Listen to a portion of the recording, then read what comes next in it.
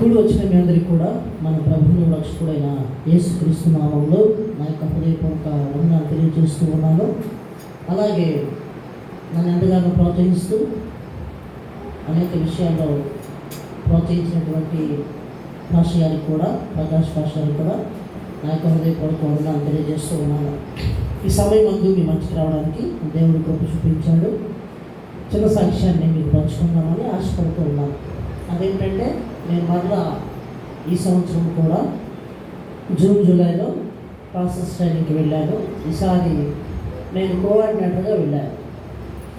అక్కడికి వచ్చినటువంటి స్టూడెంట్స్ అందరినీ కూడా గైడ్ చేయడం, వారందరూ కూడా సమయానికి రావాలని, వారందరినీ కూడా క్లాస్ శ్రద్ధగా వినాలని, బోధించేటువంటి టీచర్స్ ఎవరైతే ఉన్నారో వారందరూ చెప్పేటువంటి విషయాలని చక్కగా రాసుకోవాలని చూసుకునేటువంటి పని నాది. అయితే మీకు ఒక చిన్న సాక్ష్యాన్ని చెప్తాను. అదేంటంటే, నేను ఇక్కడి నుంచి వెళ్ళేటప్పుడు ఒక 1000 రూపాయలతో వెళ్ళాను. అక్కడికి వెళ్ళినప్పుడు కొంచెం నాకున్నటువంటి అవసరాన్ని బట్టి కొంత ఖర్చు అయిపోవడం జరిగింది. ఈలోపు వేరొక సహోదరుడు నాకు ఫోన్ చేసి వారి ఇంట్లో ఉన్నటువంటి పాపకి బాగుండలేదు, కొంచెం సహాయం కావాలి అని చెప్పేసి అడిగాడు. నేను ఆలోచించకుండా నా దగ్గర ఉన్నటువంటి మిగిలినటువంటి డబ్బుల్లో కొంత అతనికి నేను పంపించాను ఫోన్పే ద్వారా. నా దగ్గర కొంత మాత్రమే ఉంది, అది కేవలం ఛార్జింగ్ మాత్రమే ఉంది.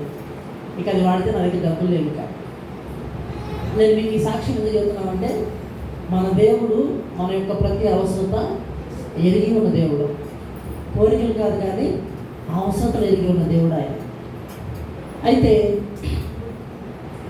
నేను ప్రేయర్ చేస్తున్నాను, ఇంక వచ్చేసి ఇంటికి అని చెప్పేసి అనుకున్నాను. గ్రాడ్యుయేషన్ అనేది జరుగుతూ ఉంది జూలై 25వ తారీఖున. అయితే ఒక పెద్ద ఆయన ప్రేరేపించబడి మీకు కానుక ఇవ్వాలని చెప్పేసి అనిపించిందని చెప్పేసి నాకు కొంత సహాయం చేశాడు. దేవునికి మహిమ. తర్వాత నేను వాక్యం చెప్తూ ఉన్నప్పుడు ఒక పెద్ద ఆయన వింటూ ఉండేవాడు. ఆయన విని ఆయనకి ప్రేరేపణ వచ్చి ఆయన కూడా నాకు వస్త్రాలు అలాగే కొంత డబ్బులు ఇచ్చారు. తర్వాత మరలా వాళ్ళ తమ్ముడికి నా గురించి చెప్పి, బ్రదర్ మంచిగా వాక్యం బాగా చెప్తాడు, మంచి సాక్ష్యం కలిగిన వ్యక్తి అని చెప్పేసి చెప్పారు. ఆయన కూడా నాకు కొంత అమౌంట్ ఫోన్పే ద్వారా పంపించారు. తర్వాత నేను వస్తూ ఉండగా ఆ ప్రాంతాన్ని విడిచిపెట్టి రావడానికి మా ఫ్రెండ్ దగ్గరికి వెళ్ళాను. మొదటిగా హైదరాబాద్లో అక్కడికి వెళ్ళినప్పుడు నా ఫ్రెండ్ కూడా నాకు సహాయం చేశాడు. తర్వాత నన్ను పిలిచినటువంటి సార్ ఎవరైతే ఉన్నారో ఆయన కూడా ఎక్కువగానే సహాయం చేశాడు. నాకు అనిపించింది, నేను చాలా బాధతో రావాల్సి వస్తుందేమో అనుకున్నాను.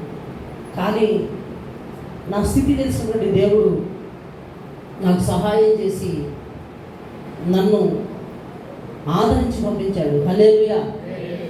కావున దేవునికి మన యొక్క ప్రతి అవసరత తెలుసు. మన దేవుడు మన యొక్క శ్రమలో ఎరిగిన దేవుడు. ఇచ్చిన సాక్ష్యాన్ని దేవుడు దీవించును గాక. ఆమేన్. వాక్య భాగంలోకి వెళ్దామండి. ఈ సమయం ముందు గలతీయులకు రాసిన పత్రిక 5వ అధ్యాయము 1వ వచనం చదువుకుందాం.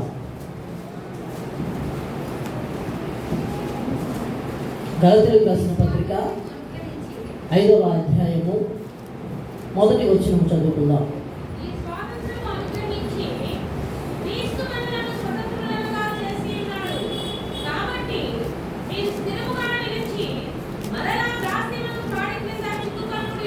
చాలు తండ్రి, ప్రార్థన చేసుకుందాం.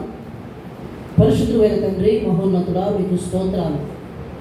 దేవా, మీరు మమ్మల్ని స్వతంత్రులుగా చేసి ఉన్నారు. అందుని బట్టి మీకు వందనాలు.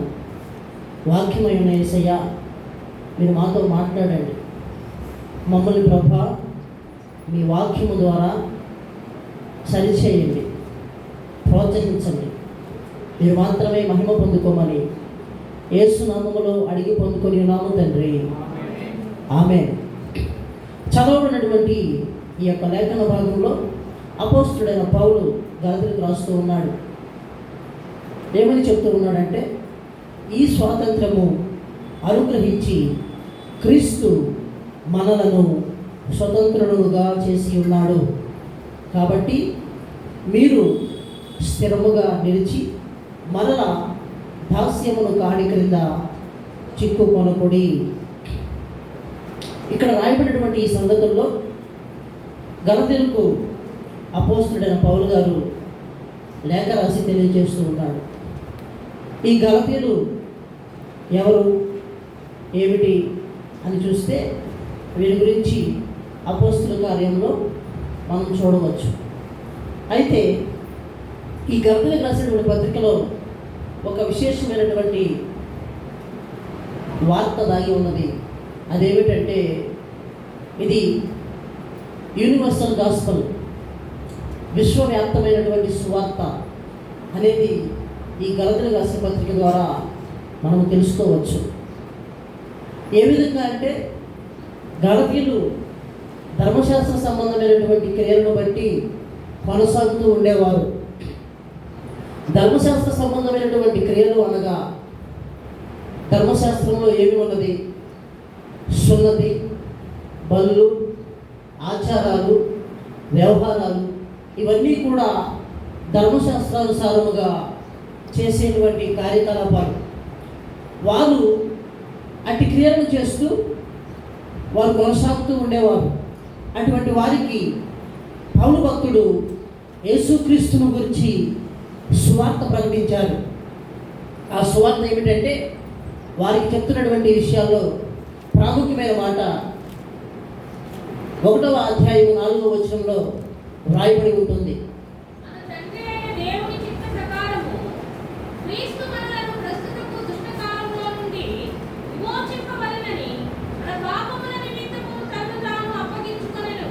చాలా మన తండ్రి అయిన దేవుని చిత్త ప్రకారము క్రీస్తు మనలను, ఇక్కడ 2 విషయాలు చెప్తూ ఉన్నాడు. తండ్రి అయిన దేవుని చిత్త ప్రకారము యేసు ప్రభువారు. దేవుని యొక్క చిత్త ప్రకారము అంటే ఏమిటంటే, జగత్పునాది వేయబడక మునిపే దేవుడు మనందరినీ కూడా విమోచించాలి, విడిపించాలి అనేటువంటి ప్రణాళిక కలిగి ఉన్నారు. ఎవరి ద్వారా? తన కుమారుడైనటువంటి యేసుక్రీస్తు ద్వారా. యేసుక్రీస్తు ప్రభువు వారిని ఎలాగ విడిపించారు? ప్రస్తుత కాలం ఉన్నటువంటి దుష్టత్వము నుండి, దుష్ట కాలంలో నుండి విమోచింపబడని పాపముల నిమిత్తం. అవి ఎవరి పాపములు అంటే మన పాపములు. మన పాపముల నిమిత్తము తన్ను తాను అప్పగించుకొనెను. ఇక్కడ అప్పగించుకోవడం ద్వారా యేసు ప్రభువారు మనకు రావాల్సినటువంటి శిక్ష, మన సమాధానార్థమైనటువంటి శిక్ష ఏదైతే ఉన్నదో అది ఆయన మీదకి వెళ్ళింది. ఆయన దాన్ని స్వీకరించారు. తద్వారా ఆయన అప్పగించబడ్డారు, ఆయన మరణించారు. ఆయన మనకు బదులుగా సిలువకు అప్పగించుకున్నారు తను తాను హృదయపూర్వకముగా. హల్లెలూయా! ఎంత గొప్ప ప్రేమ మన దేవునిది. ఎందుకంటే మనము ఆయన ద్వారా సృష్టించబడినటువంటి వారము. ఎందుకు మనం పాపముగా మార్చబడ్డాము అంటే, మొదటి మానవుడైనటువంటి ఆదాము యొద్దకు మనం వెళ్ళాలి. మీ అందరికీ తెలుసు ఎందుకు మానవుడు పాపిగా మార్చబడ్డాడు. ఆజ్ఞ అతిక్రమమే పాపము. ఆదాము దేవుని యొక్క ఆజ్ఞను అతిక్రమించాడు. తద్వారా పాపము అందరినీ కూడా ఏలుబడి చేస్తూ వచ్చింది. అయితే ఈ పాపం వల్ల వచ్చేటువంటి జీతము మరణం ఉన్నది. ఆ మరణము నుండి తప్పించడానికి యేసు ప్రభు వారు ఈ లోకానికి సశరీరుడుగా వచ్చారు. సశరీరుడుగా వచ్చి మనకు రావాల్సినటువంటి శిక్షను ఆయన స్వీకరించాడు. మనల్ని దుష్టత్వము నుండి విడిపించాడు. ఇందులో ఏమి ఉన్నదంటే స్వాతంత్రం ఉన్నది. హల్లెలూయా! కనుక యేసుక్రీస్తు మనలను స్వతంత్రులుగా చేసి ఉన్నాడు. అది ఏ విధమైన స్వాతంత్రము? పాపము నుండి స్వాతంత్రము, చెడు వ్యసనముల నుండి స్వాతంత్రము, ప్రతి విధమైనటువంటి దుష్టత్వం నుండి స్వాతంత్రము. మనము 2 రోజుల క్రితం మనము ఆగస్టు 15 చేసుకొని ఉన్నాం కదా. మనమందరం కూడా ఎందుకు మనకు స్వాతంత్రం వచ్చింది?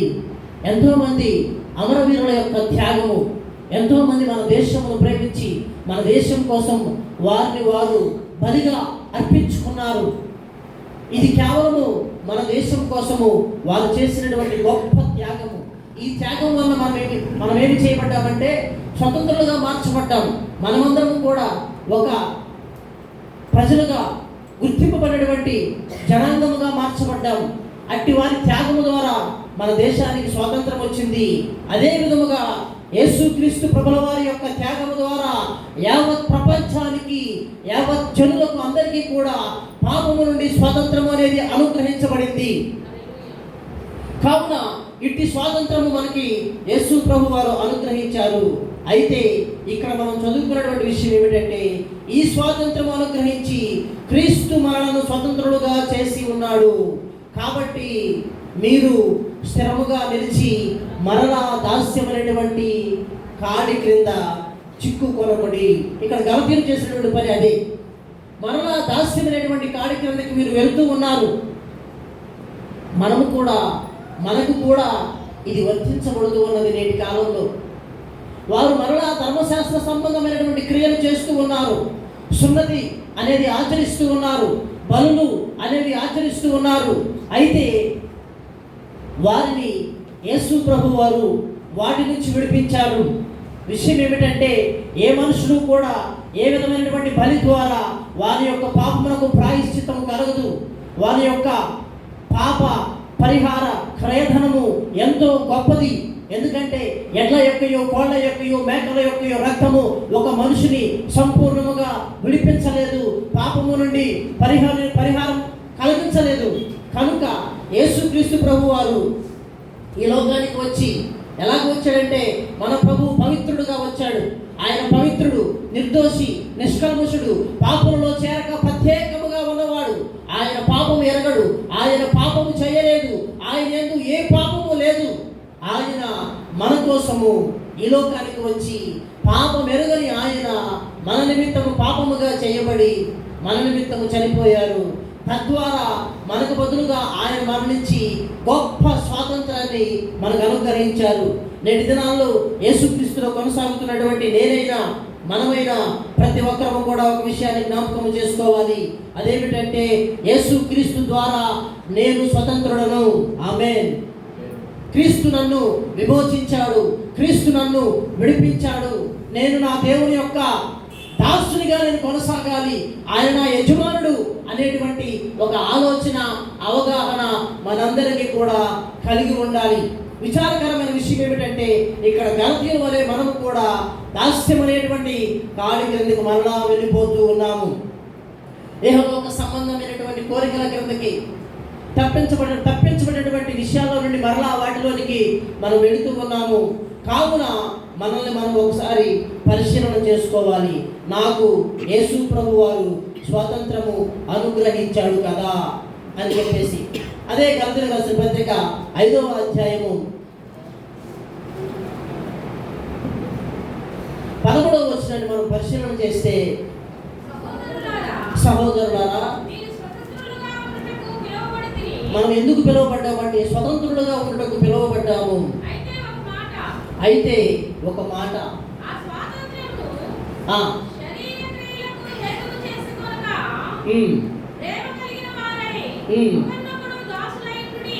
చాలమ్మా. అంటే ఇక్కడ విషయాన్ని జ్ఞాపకం చేస్తూ ఉన్నాడు పౌలు గారు మనకి. అదేమిటంటే, సహోదరులారా, మీరు స్వతంత్రులుగా ఉండటకు పిలువబడ్డారు. అయితే మనకి ఒక మాట తెలియజేస్తూ ఉన్నాడు. ఆ మాట ఏమిటంటే, అయితే ఆ స్వాతంత్రమును శారీర క్రియలకు హేతువు చేసి కొనక, మనల్ని విడిపించాడు కనుక మనం ఏదైనా చేస్తే సరిపోతుంది అని మనము అనుకోకూడదు అని పౌలు గారు చెప్తూ ఉన్నాడు. ఇక్కడ చెప్పే విషయం శరీర క్రియలు అనగా ఇక్కడ 2 రకాలుగా ఉన్నవి. ఒకటి ధర్మశాస్త్ర సంబంధమైనది, రెండు మన యొక్క భౌతిక సంబంధమైనటువంటి క్రియలు. ఇక్కడ శరీర క్రియల గురించి కిందన తెలియపరుస్తూ వచ్చాడు పౌలు గారు. వాటి నుంచి కూడా మనం ఏం చేయబడ్డామంట? స్వతంత్రులుగా చేయబడ్డాం యేసుక్రీస్తు ద్వారా. మునుపు మనము వాటిని అనుసరిస్తూ జీవించాము. స్వతంత్రులుగా లేకుండా వాటికి బంధించబడిన వారమే, వాటికి దాసులుగా కొనసాగుతూ ఉన్నాము. వేటికి? శరీర కార్యాలకు. నా మాటలకు అర్థమవుతున్నాయా? మనము మునుపు వాటికి దాసులుగా ఉంటివి. వేటికంటే? ఉన్నటువంటి శరీర కార్యాలకు, దుష్టుని యొక్క తత్వాలకు, వాటికి మనం దాసులుగా ఉన్నాము. అయితే వాటి నుండి యేసు ప్రభు వారు మనల్ని ఏం చేశారు? విడిపించారు. మీకు ఒక స్టోరీ చెప్పాలని నేను ఆశపడుతూ ఉన్నాను. అదేమిటంటే, సౌత్ ఆఫ్రికా తెలుసు కదా మీ అందరికీ. అక్కడ నల్ల చైతన్యులు ఉంటారు. అక్కడ ఈ యొక్క తీవ్రవాదులు ఉంటారనమాట. ఆ తీవ్రవాదులు ఏం చేశారంటే ఒక ప్రాంతాన్ని క్యాప్చర్ చేశారు, ఆక్రమించుకున్నారు. ఆక్రమించుకొని ఆ ప్రాంతంలో ఉన్న వారందరినీ కూడా బందీలుగా చేసుకున్నారు. బందీలుగా చేసుకున్నప్పుడు ఏం జరిగిందంటే వారందరూ కూడా ప్రాణభయంతో, ప్రజలందరూ భయపడుతూ ఉన్నారు, బిక్కుబిక్కుమంటూ చూస్తూ ఉన్నారు. ఎప్పుడు వారిని చంపేస్తారో, ఆ గన్నులతో ఎప్పుడైతే వారిని కాల్చేస్తారో అని వారు ప్రాణభయంతో వారి యొక్క ప్రాణం అరచేతిలో పెట్టుకొని బిక్కుబిక్కుమంటూ ఏమీ తోచని స్థితిలో వారందరూ తలలు కిందకు పెట్టుకొని భయపడుతూ జీవిస్తూ ఉన్నారు. అటువంటి సందర్భంలో ఒక కుటుంబానికి సంబంధించినటువంటి వ్యక్తులు కూడా అక్కడ బంధించబడిన వారిగా ఉన్నారు. అయితే ఆ కుటుంబానికి సంబంధించినటువంటి వ్యక్తులు కలిగినటువంటి యజమానుడు ఒక ఆయన ఉన్నాడు. ఒక ఫ్యామిలీ ఉంది కదా, ఒక భర్త ఉన్నాడు. ఆ కుటుంబాన్ని రక్షించుకోవాలనే ఉద్దేశంతో ఆయన త్వరగా వారి ఎదురుకు వస్తారు. వెంటనే వారు ఏం చేస్తారంటే ఇతన్ని కూడా బెదిరిస్తారు. బెదిరించినప్పుడు మీకేం కావాలి, నేనేం చేయమంటే అది చేస్తాను, మీకు ఎంత ధనం కావాలంటే అది చెల్లిస్తాను, దయచేసి నా కుటుంబాన్ని విడిపించండి, నా కుటుంబాన్ని విడిచిపెట్టండి అని చెప్పేసి అతను ప్రాధేయపడుతూ ఉంటాడు. ఆ యొక్క తీవ్రవాదుల యొక్క చేతిలో నుండి తన కుటుంబాన్ని రక్షించుకోవాలని చాలా ప్రయత్నం చేస్తూ మీకు ఎంత ధనం కావాలంటే అందిస్తానన్నప్పుడు వారు కొంత ధనానికి ఒప్పుకుంటారు. ఒప్పుకున్నప్పుడు వారి కుటుంబం విడిపించబడుతుందని అతను చాలా ఆనందంగా ఆ యొక్క ధనము తీసుకొని వచ్చేసి వాళ్ళకి ఇవ్వాలని ప్రయత్నం చేస్తూ ఉండగా అక్కడ ఉన్నటువంటి చిన్నపిల్లలు, అక్కడ ఉన్నటువంటి ముసలి వాళ్ళు, వారందరూ కూడా దీనంగా అతని వైపు చూస్తూ ఉంటారు. దీనంగా అతని వైపు చూస్తూ ఉన్నప్పుడు అతనికి మరలా ఆలోచన వస్తుంది, అయ్యో నేను నా కుటుంబాన్ని మాత్రమే విడిపిస్తున్నానే, వీరందరి పరిస్థితి ఏంటి, వీరందరూ నేను ఎలాగ విడిపించగలను అని చెప్పేసి మరలా అతను ఆగి ఆలోచన చేస్తాడు. వీరందరినీ కూడా నేను విడిపిస్తాను, వీరందరి కోసం కూడా నేను ధనము నీకు నేను చెల్లిస్తాను కనుక దయచేసి వారిని కూడా విడిపించు అని చెప్పేసి ఆ యొక్క ఉగ్రవాదుల యొక్క దాడి చేసేటువంటి అధికారిని ఆయన వెళ్ళి కోరుకుంటాడు. కోరుకున్నప్పుడు అతను ఒప్పుకున్నప్పుడు ఇతను వెళ్ళిపోయి అతనికి కలిగిందంతా కూడా తన ఇంటిలో ఉన్నటువంటి ప్రతిదీ కూడా వెతికి అంతా సమకూర్చుకొని తీసుకువచ్చి అతనికి అప్పగిస్తాడు. అప్పగించినప్పుడు వారందరూ కూడా సంతోషభరితులయ్యి ఆ చెర నుండి విడిపించబడతారు. ప్రియ దేవుని ప్రజలారా, మనమందరము కూడా అదే రీతిగా సాతాను యొక్క బంధకములలో బంధించబడి మరణముకు జోగుతున్నటువంటి వారిగా ఉన్నప్పుడు యేసుక్రీస్తు ప్రభుల వారు మన వైపు చూచి జాలితో కరుణతో ఈ లోకానికి వచ్చి మన నిమిత్తము విమోచన క్రయధనమును చెల్లించి మనల్ని కూడా విడిపించాడు. హల్లెలూయా! ఇటువంటి గొప్ప త్యాగము ద్వారా మనము స్వతంత్రులుగా చేయబడి ఉన్నాము. ఈ స్వాతంత్రాన్ని మనము శరీర కార్యాలకు హేతువు చేసుకొనకూడదు. ఈ రోజుల్లో భక్తి యొక్క పరిస్థితి చూస్తే చాలా దారుణంగా అనిపిస్తూ ఉంటుంది. అయ్యో నా ప్రభు నా కోసం తన జీవితాన్ని త్యాగం చేశారు కదా, నేను నా ప్రభు కోసం ఏం చేస్తున్నాను? లేఖన భాగం ఈ విధంగా చెప్తున్నది, జీవించు వారికి మీద తమ నిమిత్తము కాదు కానీ తమ నిమిత్తము మృతి పొంది తిరిగి లేచినటువంటి యేసు క్రీస్తు కోసం జీవించాలి అని లేఖన భాగం తెలియజేస్తూ ఉన్నది. అయితే మనం ఎలా జీవిస్తూ ఉన్నాము, మనం ఏ విధంగా బ్రతుకుతూ ఉన్నాం అనే విషయాన్ని మనం జ్ఞాపకం చేసుకుందాం ప్రియులారా. కొరింథీయులకు రాసినటువంటి మొదటి పత్రిక 6వ అధ్యాయము 11వ వచనాన్ని మనము జ్ఞాపకం చేసుకుందాం. మీలో కొందరు అట్టి వారై ఉంటుంది కానీ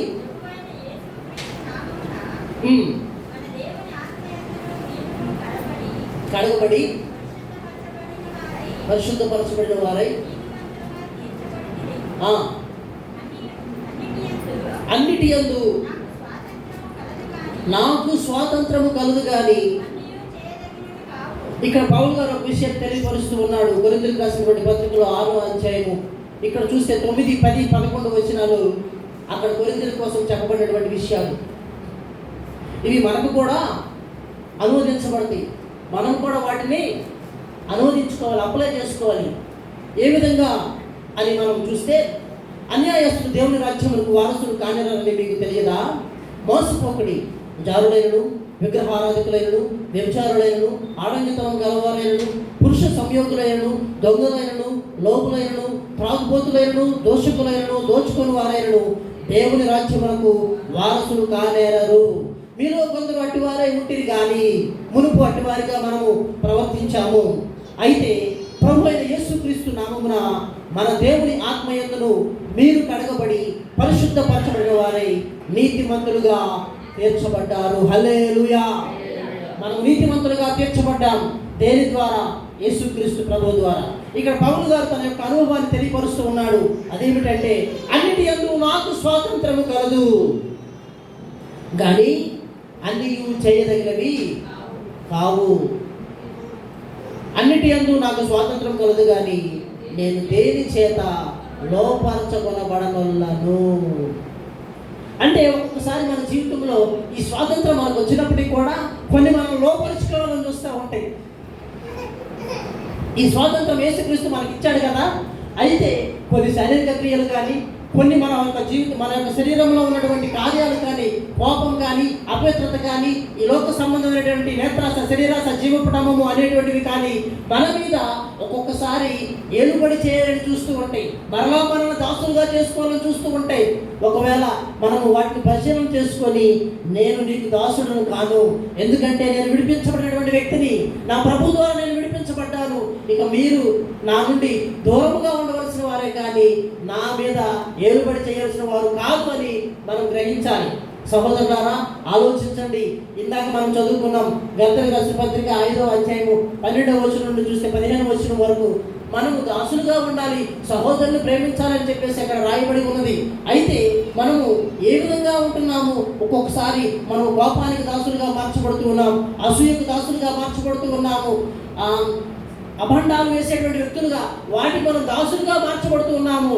అయితే మనం ఒక సంగతి జ్ఞాపకం చేసుకోవాలి, ఏంటంటే మనము వాటికి దాసులము కాదు, మనం వాటన్నిటిలో నుండి విడిపించబడ్డాము అనే సంగతులను 5వ అధ్యాయము 16, 17, 18, 19 వచనాలు తెలియపరుస్తూ వస్తూ వచ్చారు పౌలు గారు. ఇంకొక విషయాన్ని మనం పరిశీలన చేసుకుందాము. అదేమిటంటే, అదే కొరింథీయులకు రాసిన పత్రికలో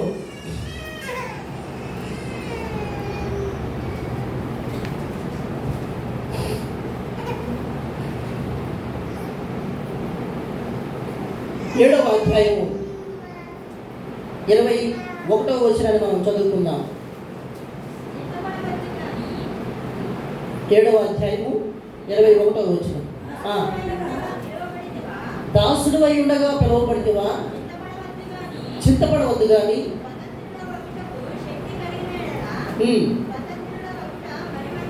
మరి మంచిది. ప్రభువునందు పిలువబడిన దాసుడు ప్రభువు వలన స్వాతంత్ర్యం పొందినవాడు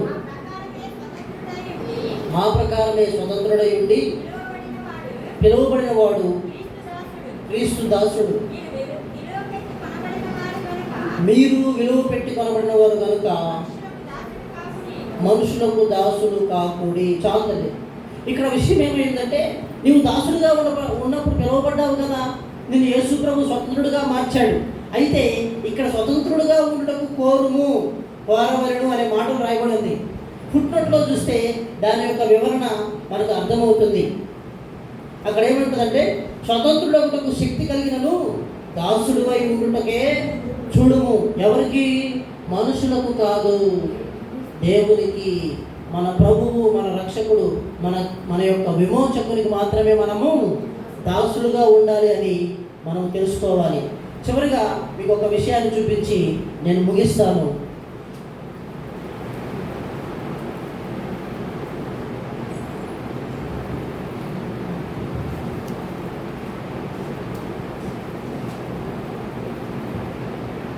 అయితే ప్రతి ఒక్క దాసుడు కూడా తన యొక్క యజమానునికి లోబడి ఉండాలి అనేటువంటి విషయాన్ని మనం పరిశీలన చేసాం. ఇప్పుడు ఇదే కొరింథీయులకు రాసిన పత్రికలో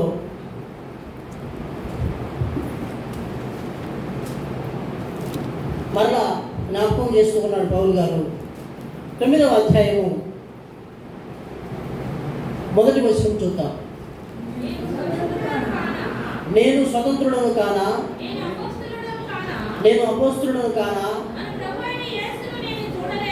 చూడండి ఎన్ని విషయాలు చెప్పాడు. నేను విడిపించబడలేదా, నేను అపోస్తలుడను కానా, మన ప్రభు అయిన యేసుక్రీస్తుని నేను చూడలేదా అనేటువంటి సంగతిని పౌలు గారు తెలియజేస్తూ ఉన్నాడు. ఎందుకంటే ఆయన యొక్క గుర్తింపు యేసుక్రీస్తులో ఏమైందో తెలుసుకుంటూ ఉన్నాడు. వాక్యం ఇచ్చినటువంటి మనము కూడా దేవుని ద్వారా స్వతంత్రులుగా మార్చబడి ఉన్నాము అనేటువంటి మన గుర్తింపును ఎప్పుడు కూడా మనం మర్చిపోకూడదు. దానిని మనం ఎప్పుడు దానిలో కొనసాగుతూ ఉండేటువంటి వారంగా ఉండాలి. అయితే చివరిగా యాకోబు రాసిన పత్రిక 1వ అధ్యాయము 25వ వచనాన్ని మనం చదువుకొని ముగించుకుందాం. 1వ అధ్యాయము 25వ వచనం. అయితే స్వాతంత్రమునిచ్చు సంపూర్ణమైన నియమములో తేరి చూచి నిలకడగా ఉండువాడెవడో వాడు విని మరుచువాడు కాక క్రియలు చేయువాడై ఉండి తన క్రియలో ధన్యుడగును. అయితే స్వాతంత్రమునిచ్చు సంపూర్ణమైనటువంటి నియమము అని ఇక్కడ తెలియపరుస్తూ ఉన్నాడు యాకోబు భక్తుడు. దానిలో తేరి చూచి నిలకడగా ఉండువాడెవడో వాడు విని మరిచిపోయేటువంటి వాడుగా ఉండడు. స్వాతంత్రం నుంచి సంపూర్ణమైన నియమం ఏమిటంటే దీని గురించి అపోస్తలుడైన పౌలు గారు కూడా తెలియపరిచారు రోమాపత్రిక 8వ అధ్యాయంలో. అయితే ఇక్కడ స్వాతంత్రం నుంచి సంపూర్ణమైన నియమము యేసుక్రీస్తు ప్రభువారు పాప మరణ నియమముల నుంచి మనల్ని విడిపించి ఆత్మ యొక్క నియమములకి మనల్ని నడిపించి శరీర కార్యాలపైన జయమునిచ్చి మనల్ని విడిపించాడు. అయితే దీనిలో మనం ఎప్పుడు ఏం చేస్తున్నా దాన్ని మనము తేరి చూస్తూ ఉండాలి. నా యొక్క స్వాతంత్రము, నా యొక్క విజయము యేసుక్రీస్తునందు నాకు కలిగినది అని దానిని గమనిస్తూ ఆ ప్రకారంగా జీవించేవాడు ఎప్పుడు కూడా తొట్టిల్లిపోకుండా నిలకడగా నిలిచి ఉండేటువంటి విశ్వాసిగా ఉంటాడు అని మనము తెలుసుకోవాలి. కనుక మనము అట్టి నియమంలో కొనసాగేటువంటి వారముగా ఉందాము. దేవునికి దాసులుగా మాత్రమే ఉందాము. దేవుని రాజ్యము సమీపిస్తూ ఉన్నది కనుక ఆయన త్యాగమును మరొక ఎందరో స్వతంత్రము రాక స్వాతంత్రమును కలిగి ఉండలేక ఎంగును బానిసత్వంలోనే దాసత్వంలోనే దుష్టుని యొక్క తత్వాలలోనే కొనసాగుతూ ఉన్నాడు. అటువంటి వారి యొక్కకు మనము వెళ్ళి వారికి తెలియపరచేటువంటి విషయం ఏమిటంటే మీకు స్వాతంత్రము అనుగ్రహించబడింది యేసుక్రీస్తు ద్వారా. మమ్మల్ని స్వతంత్రులుగా మార్చిన దేవుడు మిమ్మల్ని కూడా మార్చగలడు అనేటువంటి సంగతులు వారికి తెలియపరచాలి. కనుక మనమందరం కూడా అట్టి మనసును కలిగిన వారమై క్రీస్తు యొక్క రాకడ వరకు ఆయన ఇచ్చినటువంటి స్వాతంత్రములో సంపూర్ణముగా కొనసాగబద్ధమై ఉన్నాము. ఆమేన్. దేవుడి మాటలను దీవించునుగాక. చిన్న ప్రార్థన చేసుకుందాం.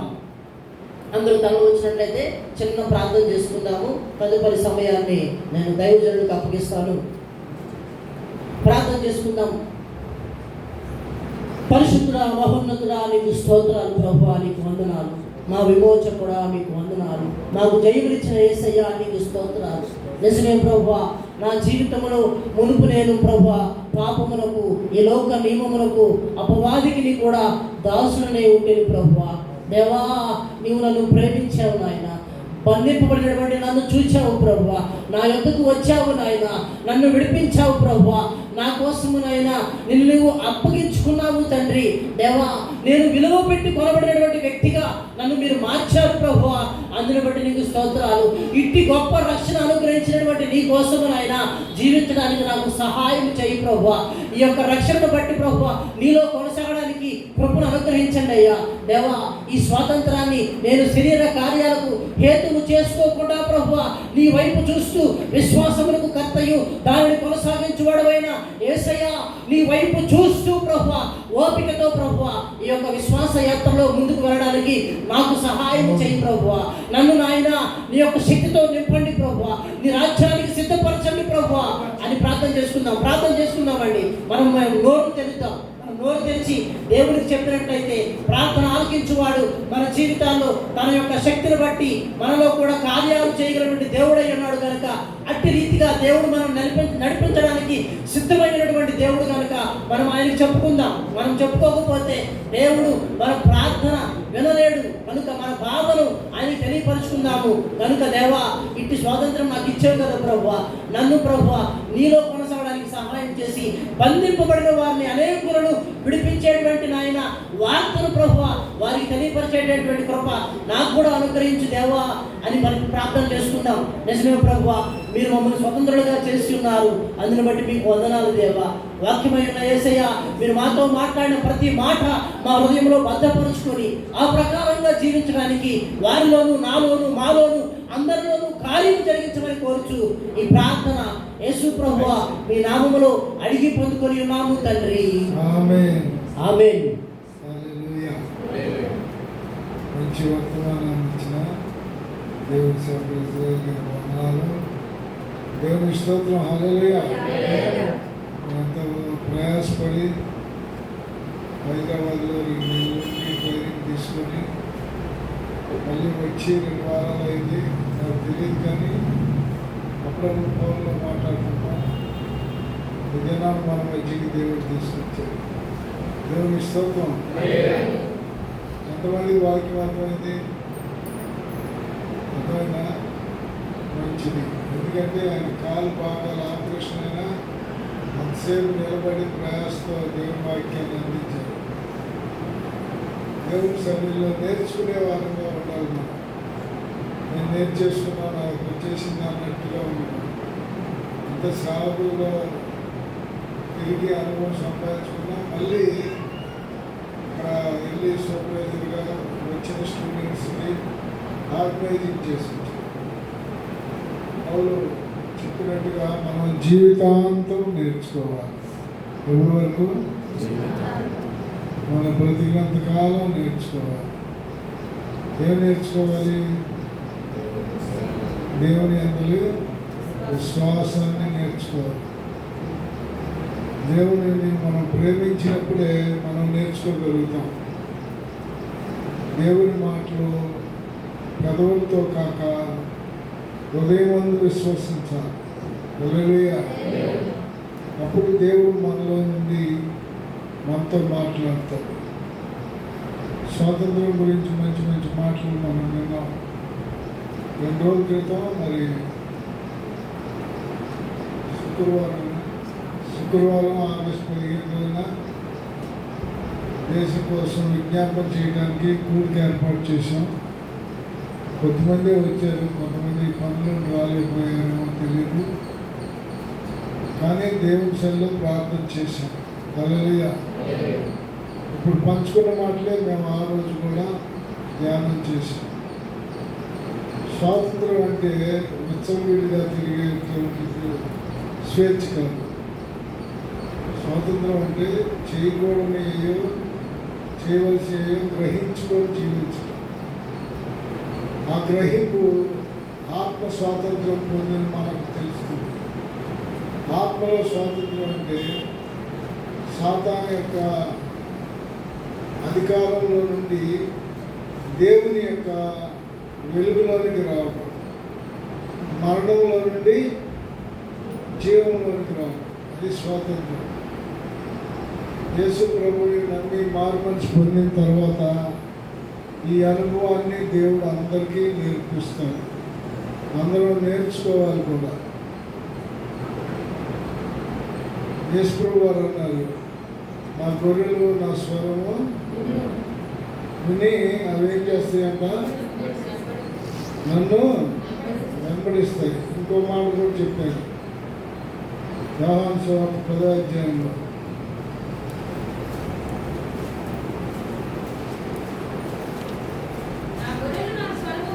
మూడవ వచనం, అతనికి ద్వారపాలకుడు పంపిన గొర్రెలు అతని స్వరం, అతడు తన సొంత గొర్రెలను పేరు పెట్టి పిలిచి మరియు అతడు తన సొంత గొర్రెలను వాటికి ముందుగా నడుచును.